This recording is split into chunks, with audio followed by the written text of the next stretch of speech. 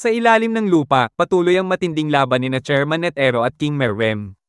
Parang one-sided boxing match, sapul na sapul si Meruem ng mga kamao ng 100 type Guanyin Bodhisattva. Pero imbes na magalit, humanga lang si Meruem kay Netero.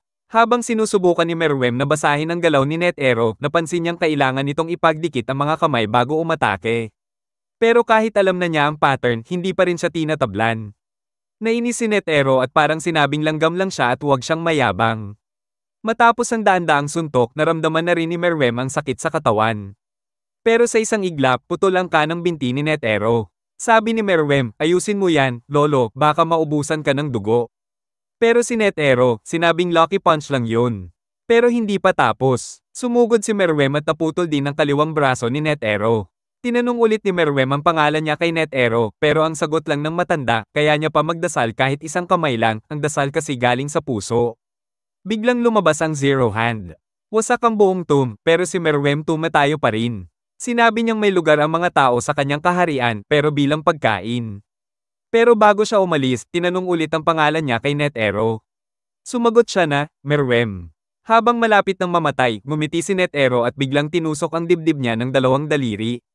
Surprise! Sumabog ang miniature rose. Niyanig ang buong paligid at sa huli, si Chairman Netero kahit putol-putol na ay nagbigay ng final checkmate kay King Meruem. Sumabog ang poor man's rose. Kahit low budget ang bomba, pang end of the world ang epekto, wasak ang buong lugar. Samantala, sina Mentutuyupi at Shyapov, panic mode, agad na lumipad papunta sa site ng pagsabog. Habang si Knuckle naman ay humarap sa isang Shyapov clone. Pero biglang lumipad palayo ang clone para sundan ng tunay na katawan. Si Knuckle, naisip na may nangyari sa hari. Si Ikalgo naman lumabas mula sa basement. Nagulat siya sa laki ng pinsala sa loob lang ng 30 minuto. Sa daan, nakasalubong niya sina Kaluwa at Pam. Nag-usap silang tatlo kung ano ang susunod na gagawin. Tinanong ni Ikalgo si Kaluwa kung tutulungan niya si Gon laban kay Neferpitu. Sagot ni Kaluwa, oo, pero kahit tatlo pa sila, hindi nila matatalo si Pito. Nag-regroup ang infiltration team. Si Knuckle, puno ng tapang, sinabi na mananatili siya at lalaban. Lahat sumang-ayon at bumalik sa palasyo. Samantala, sa tore, nag-ultimatum na si Gon kay Neferpitu. Ninervyos si Pito, pero sa sobrang tensyon. Natunugan ni Gon ang plano niyang pumatay kanina. Nang mawala ang Dr. Blythe, naglakad palabas si Gon. Biglang nagising si Kamugi at nagtanong kung ano ang nangyayari. Nagbanta si Gon na papatayin si Kamugi pag nagtagal pa si Pito. Kaya napilitan si Neferpitu na sumunod. Dumating si Kaluwa at Knuckle, pero sabi ni Gon na bantayan na lang nila si Kamugi. Habang papunta sa Peijin para sa laban, nagtanong si Ikalgo kung bakit hindi sumama si Kaluwa. Sagot ni Kaluwa, baka siya pa ang gawing hostage. Balik kina Yupi at Puff, habang nagkakagulo sa paghahanap, biglang lumabas si Yupi mula sa bangin, hawak ang lasog-lasog na katawan ng king. Matapos matagpuan ni Shyapov at Mentutuyupi ang lasog-lasog na katawan ni Meruem mula sa pagsabog, akala nila tapos na ang lahat. Pero biglang gumalaw at huminga si King. Sa desperasyon, inalok ni Shyapov ang sarili niyang cells bilang snacks kay Meruem. Naramdaman ni Meruem ang bahagyang lakas, kaya si Yupi naman ang sumunod at literal na ginawang protein shake ang sarili niya para inumin ng hari. Matapos ang kakaibang meal prep, bumalik si Meruem sa dating lakas pero may bonus feature na temporary amnesia. Tinawag niyang Shyapov at Mentutuyupi ang mga royal guards na kinilig sa unang pagkakataon na binanggit ang kanilang mga pangalan. Habang nagka-amnesia si Meruem, napansin niyang kasing liit na lang ng mga bubuyog sina Shyapov at Yupi. Sinubukan ni Shyapov na magsinungaling tungkol sa mga clone na ipinadala niya, pero pinagbantaan siya ni Meruem. Sa takot, umamin siya na isinakripisyo nila ang sarili nilang katawan para mabuhay si King. Nagplano silang bumalik sa palasyo. Pero si Shyapov clone version ay nauna para patayin si Kamugi habang may amnesia pa si Meruem. Ngunit bago niya pa ito magawa, inabangan siya ni Knuckle at Meteoren. Si Pam naman, gamit ang Wink Blue, nagbigay ng surprise entrance at sinabing nakita niya ang pagdating ni Shyapov. Habang pabalik sa palasyo si Meruem, biglang napansin niya ang APR ni Knuckle na sumusunod sa kanila. Si Shyapov nagpalusot ulit pero halatang kinakabahan. Sa huli, si Pam ay sumigaw na buhay pa si Meruem. Habang pabalik sa palasyo, napansin ni Meruem ang APR ni Knuckle na parang makulit na sticker na ayaw matanggal. Inatake niya ito gamit ang Rage Blast ni Yupi, pero parang walang nangyari, matibay si APR. Nagtanong si Meruem kung paano nalaman ni Yupi ang tungkol dito. Umamin si Yupi na nakipagdeal siya noon kay Knuckle para matanggal si APR. Imbes na magalit, tinanggap ni Meruem ang sagot at nagpatuloy sila pabalik sa palasyo. Samantala, si Shia-Puf clone version ay nag-breakdown sa hallway at nagsummon ng libu-libong mini-clones para hanapin si Kamugi. Pero si Knuckle at Milioren ay nagkaroon ng stealth mission para harangin siya. Palihim na nagalit si Shia-Puf kay Yuppie dahil sa pagiging malambot nito sa mga kalaban. Pero si Meruem, kalmado lang at tinanggap ang emotional damage ni Yuppie.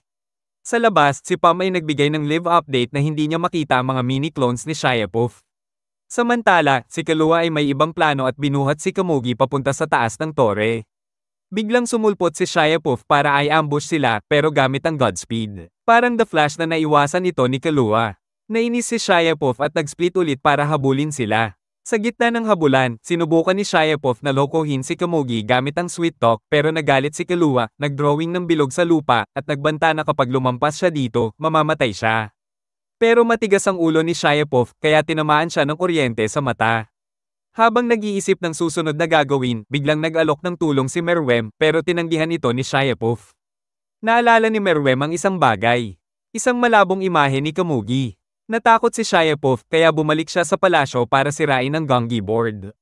Samantala, sina Gon at Neferpitou ay dumating na sa lugar kung nasaan ang katawan ni Kite. Si King Meruem ay papalapit na sa palasyo kasama sina Mentutu Yuppie at Shia-Puf. Habang papalapit sila, nakikita ni Knuckle at Milioren na hindi sila napapansin ng King at mga gwardiya niya. Si Pom, gamit ang powers niya, ay nagmamadaling ipaalam sa grupo na bumalik na ang King. Si Ikalgo naman, na nasa underground, ay nagmamasid. Si Knuckle at Milioren ay may tamang distansya para hindi mag-trigger ang APR timer. Samantala, si Shia-Puf ay nagkwento kay Meruem tungkol sa mga puno ng mga kako na may mga tao. Para maalala ng King ang mga bagay na mahalaga sa kanya. Habang nangyayari ito, si Ikalgo ay naghahanap ng katawan na pwedeng sakupin gamit ang power niya, pero wala siyang makita kasi pira-piraso na ang mga katawan. Pagdating ni Killua at Kamugi sa Peijin, binigyan sila ni Pam ng mga instructions. Habang nag-uusap sila, si Shia-Puf ay parang stalker na nakikinig sa talahib at nag-iisip kung paano gagamitin ang power ni Pam laban sa kanya. Bigla na lang may tawag si Neferpitou at sinabi ni Welfen na nakuha nila si Kamugi. Kahit hindi pa. Pinaniwala si Neferpitou na hawak na ni Shia-Puf si Kamugi, kaya walang dapat pang pigilan.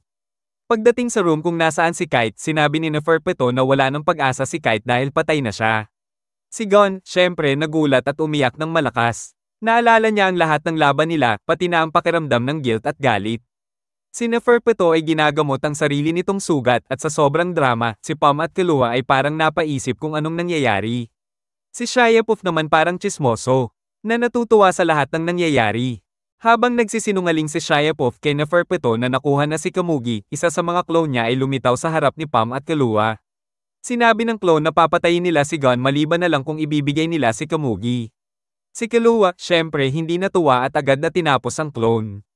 Si Shia-Puf nasa palasyo, ay nag-react sa atake. Iniwan ni Killua si Kamugi kay Pam at tumakbo gamit ang speed of lightning para habulin si Gon. Samantala, si Neferpitou ay naghil ng sugat sa kaliwang braso. Pagkatapos, sinabi nila kay Gon na kailangan nilang patayin siya para sa King. Si Gon ay nalulungkot at tinawag si Neferpitou na sinungaling. Biglang may malakas na aura na lumabas mula kay Gon at naging isang malaking dark figure. Si Neferpitou ay naguguluhan at tinawag ang Terpsichore para patayin si Gon pero nawala siya. Bigla, si Gon ay lumitaw sa pinto ng building na may bagong itsura, matangkad, maskulado, at mukhang handa ng lumaban. Si Gon ay nagsabi kay Neferpitou na maglaban sila sa labas para hindi masira ang building. Paglabas nila, sumugod si Neferpitou para patayin siya. Pero si Gon, may jajangken, tinamaan si Neferpitou at pinaikot-ikot sa hangin. Pagbagsak ni Neferpitou sa lupa, basag na ang mukha niya. Si Killua na umaabot na sa gubat ay nakita ang lahat ng nangyayari. Pumunta siya kay Gon at nakita niya itong dinudurog ang ulo ni Neferpitou gamit ang jajangken. Si Gon, habang lumuluha, sinabi kay Kite na tapos na siya. Pero bigla na lang gumalaw si Neferpitou gamit ang katawan nito para habulin si Gon. Umatake ulit si Gon pero si Killua ay natataranta at nagmamadaling tumulong. Sa huling sandali, biglang may malakas na pagsabog na sumaire sa buong gubat. Pumasok si Meruem sa West Tower kasama sina Shia-Puf at Mentutu Yuppie para mabalik ang kanyang mga alaala. Napansin ni Meruem na may kulang pero hindi niya matandaan. Nagbigay ng signal si Shia-Puf kay Mentutu Yuppie at sabay nilang naisip na hindi dapat makita ni Meruem si Kamugi. Nais nilang manatili si Meruem kung anong klaseng king siya ngayon. Nang magtangkang mag-isip pa si Meruem, sinabi ni Shyapov na matutulungan siya ng mga alaala sa pamamagitan ng nakikita niyang mga bagay. Biglang naalala ni Shyapov na kailangan gamitin ang skills niya sa mga papasok na tao para ma-hypnotize. Habang nag-uusap sila, nasabi ni Mentutuyupi si Neferpatu. Biglang nag-trigger ang memorya ni Meruem. Sinabi ni Meruem na kunin agad si Neferpatu. Nais niyang manghunting ng intruders pero pinigilan siya ni Shyapov kaya nagalit si Meruem, naglabas ng aura, at nakiusap kay Shyapov ng tapat na sagot. Dinig na dinig ng extermination team ang aura ni Meruem at tumakas si Knuckle at Millie Oren. Habang nag-iisip si Shyapov ng paraan para pigilan si Meruem, nag-propose siya ng paligsahan. Maghahanap sila ni Mentutuyupi kay Neferpatu habang si Meruem ay maghahanap ng mga Nen users. Kung matalo sila, kailangan nilang sabihin ang sikreto nila.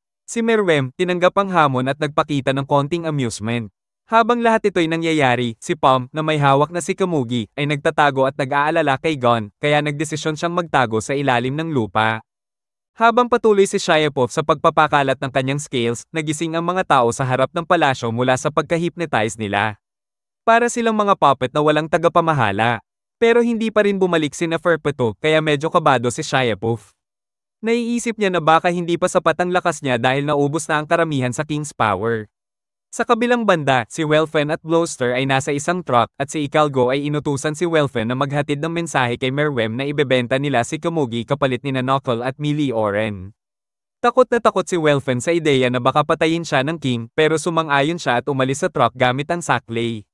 Habang naglalakad siya, nakita siya ni Mentutuyupi at nagbigay ng mensahe kay Shyapov pero biglang nagtaka si Welfen kung may alaala pa ba si Yupi. Nainis si Mentutuyupi at naglaban sila ng Nen at si Welfen ginamit ang Missile Man. Habang nagaganap ito, si Meruem naman ay nagsisimulang maalala ang mga bagay-bagay. Naalala niyang may contest sila na hindi natapos. At biglang lumabas ang mga piraso ng gongi board. Pero habang nag-iisip siya, dumyugo ang ilong niya. Bumalik si Shyapov sa palasyo at nakita si Mentutuyupi na patay, kaya bumalik siya kay Meruem. Pagdating doon, nakita niya ang King na naglalaro ng gongi sa sahig. Sinabi ni Shyapov na patay na si Mentutuyupi at tinanong siya ng King tungkol sa mga sikreto niya. Habang nangyayari ito, si Palm at Ikalgo ay tinatago si Kamugi sa ilalim ng lupa, nililinaw na kung hindi makita ng King si Kamugi, hindi siya makakabalik para kunin siya. Habang naglalakad si Meruem at Shyapov sa labas ng palasyo, biglang umubo si Pov at nakita ang dugo sa kamay niya. Ipinapakita ang madilim na bahagi ng pagkatao ng bawat tao at ito ang kalungkutan at kasamaan. Ang miniature rose ay isang napakadelikadong bomba na mas matindi pa kaysa sa mga lason. Ang mga nakaligtas mula sa pagsabog ay mga hindi maswerte dahil ang lason ay patuloy na sinisira ang kanilang mga organs hanggang sa sila ay mamatay. Isang demonyong armas ito na mas masahol pa sa kahit anong iba pang armas. Habang nagtatago si Shyapov ng dugo mula sa kanyang mga kamay, napapansin ni Meruem na may lihim si Shyapov. Sinubukan niyang gumamit ng N para matutunan ang sikreto ni Shyapov. Pagkakita niya kay Welfen, tinanong ni Meruem kung siya ang pumatay kay Mentutuyupi. Hindi sumagot si Welfen at sinabi niyang namatay si Mentutuyupi nang biglang sumakit at dumyugo ang ilong nito. Dumating si Shyapov at nagsimulang mangamba si Welfen dahil baka mabasa siya ni Shyapov gamit ang mental abilities nito. Pero sinabihan siya ni Meruem na natutunan na niyang basahin ang emosyon ng mga tao gamit ang N. Nais ni Shyapov na patayin si Welfen pero pinigilan siya ni Meruem. Dahil sa kabang nararamdaman ni Welfen, naisip niyang isang salita lang ang magdedesisyon kung siya ay mabubuhay o mamatay. Sa sobrang takot, biglang binanggit ni Welfen ang pangalan ni Kamugi. Biglang naalala ni Meruem si Kamugi at ang mga oras nila ng paglalaro ng gongi. Sa isang iglap, natuklasan ni Meruem ang lihim ni Shyapov. Nahirapan si Shyapov at nagdilim ang kanyang mundo. Pinatawad siya ni Meruem at sinabi niyang sila ay isa na. Pagkatapos, pinalaya niya si Welfen at inutusan si Shyapov na hanapin si Neferpatu. Naglakad si Meruem at iniwan si Shyapov na naguguluhan at napaluha. Habang kumakalat ang ni Meruem sa ilalim ng kinaroroonan ni Bisef, pumasok siya sa isang bahay at tumigil sa harap ng isang wardrobe kung saan nakatago si Palm. Nalaman ni Meruem ang presensya ni Palm at tinanong siya kung nasaan si Kamugi. Nang hindi makapaniwala at magduda si Palm, pinilit pa rin ni Meruem na malaman ang lokasyon ni Kamugi dahil alam niyang may kaunti na lang siyang oras. Nais ni Palm na pahintulutan siya na magdusay kaysa magsabi pero hindi siya pinansin ni Meruem. Habang lumuhad si Meruem sa harap ni Palm, nagsimula siyang umiyak at sinabi ang lokasyon ni Kamugi pero may kondisyon na gusto niyang masaksihan ang kanilang huling sandali. Pumayag si Meruem at nagpasalamat pa si Pump sa kanyang desisyon. Sa labas ng palasyo, si Shayapov ay namatay na, ang kanyang itim na kapa ay tinangay ng hangin. Natagpuan ni Meruem si Kamugi na natutulog sa isang kahon at ginayang siya habang ngumingiti. Kinabukasan, dumating ang mga eroplano ng Hunter Association at may balita na natagpuan ang katawan ni Ming Jolik. Pero ang secretary niyang si BSF ay nawawala. Sa ospital, nag-usap sina Moral at Vince at pinanood ni Vince ang isang DVD ng mensahe ni NetEro. Sa isang hindi kilalang bansa, si Ming Jolik ay nabubuhay ng tahimik sa isang farm. Habang naglalaro sila ni Kamugi ng Gongi, pinakilala ng King ang sarili bilang Meruem at sinabing huwag siyang tawaging Sir, pero hindi pumayag si Kamugi. Pinanggako niyang hindi siya tatawaging Sir kung matatalo siya at sinabing magpatuloy lang sila. Habang naglalaro, umiyak si Kamugi at sinabing tila siya ay ipinanganak para sa sandaling ito. Nasa huling laban na sila at pagkatapos ng ilang hakbang, na-checkmate siya. Habang natutulog, tinanong ni Meruem si Kamugi kung nandyan pa siya. Tumango si Kamugi at tinanong kung sasamahan siya. Sumagot si Kamugi na hindi siya aalis. Matapos ang kamatayan ni King Meruem, tapos na rin ang labanan sa mga Chimera Ants. Ang mga bansa ng East Gorto at NGL ay ipinasailalim sa kontrol ng mga international peacekeepers at parang nawala na sa mapa. Ang 5 milyong natitirang mamamayan ng mga bansang ito ay idineklara bilang mga refugees at ang mga natirang bansa sa Meeting Union ay nagbahagi ng yaman ng East Gorto at pinili nilang magsama-sama sa pamamahala. Sa NGL, sinabi ni Blowster kay Welfen na mananatili siya doon dahil pakiramdam niya ay pamilyar. At wala siyang maalala tungkol sa pangalan na Gyro. Tinanong ni Welfen si Shidor kung bakit siya nandoon pero sinabihan ni Hina ang lahat na magmadali. Habang naglalakbay, dumating si Blowster at Shidor sa isang baryo kung saan si Shidor ay dating si Reyna. Nang makita sila ng mga tao, tumakas sila, kaya't sumigaw si Blowster na hindi sila masasama. Isang babae na may panghampas na kalaykay ang lumabas at nagtanong kung sino sila. Isang babaeng taga-baryo na si Haruna na naaalala si Reyna at Kurt, ang nakakilala kay Shidor bilang anak. Nagyakapan sila at tinanong ni Shidor kung paano siya nakilala at sinabing siya ang kanyang ina. Nagpasalamat si Shidor kay Blowster bago nila tinulungan si Blowster na makahanap ng tahanan sa baryo. Samantala, sa ospital, si Gun ay naka-life support at si Moral ay nakatanggap ng tawag mula kay Colt. Nabahala siya sa balita tungkol sa bagong anak ng Chimera Ant Queen na ayaw tawaging Reyna at nais tawaging Kite. Nang lumabas si Killua at mga kaibigan sa ospital, sinabi ni Killua na siya na ang magliligtas kay Gon. Sa huli, pinanood nila ang mensahe ni NetEro kung saan ipinalam niyang magbibitiw siya at ang susunod na chairman ay mapipili sa pamamagitan ng halalan.